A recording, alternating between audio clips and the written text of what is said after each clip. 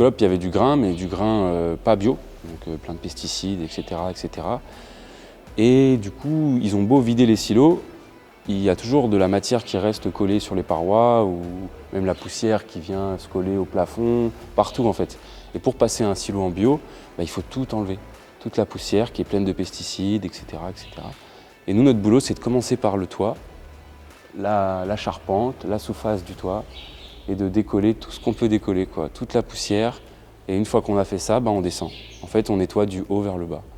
Et on finit généralement au sous-sol, à nettoyer les dernières machines qui servent à extraire tout ce grain et les galeries, les dernières galeries en sous-sol, quoi, de manière à rien laisser, quoi.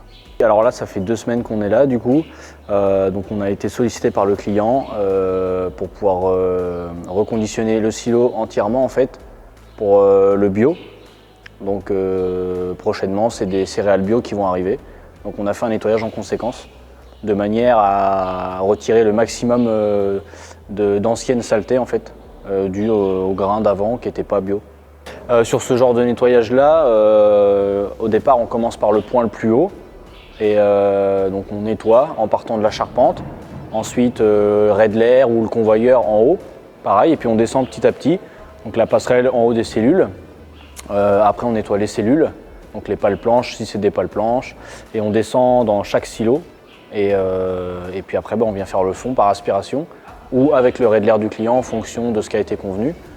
Et une fois qu'on a terminé donc, la toiture, enfin la charpente, le raie de l'air, les silos, les fonds, on vient nettoyer le raie de l'air du bas de manière à retirer vraiment toute la matière sale, quoi. Alors sur ce nettoyage-là, c'est un boisseau qui n'avait pas servi depuis au moins 10 ans. Et donc le grain qui était au fond, il a pourri, il a fermenté. Et donc nous, notre action, ça s'est porté sur vraiment le décolmatage du boisseau là.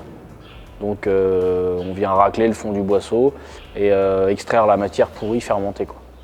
La trappe d'extraction était carrément, elle était soudée par le jus de la fermentation, parce qu'en fait quand ça fermente, ça crée un peu une acidité et ça vient manger la rouille ou l'inox. Dans ces cas-là, on s'adapte, hein, on cherche des solutions, soit on tape, par exemple avec un marteau, et ça, avec les vibrations, ça vient un petit peu décoller la trappe, ou alors on peut faire levier, voilà, ça dépend des situations, il y a plein de possibilités en fonction de la situation.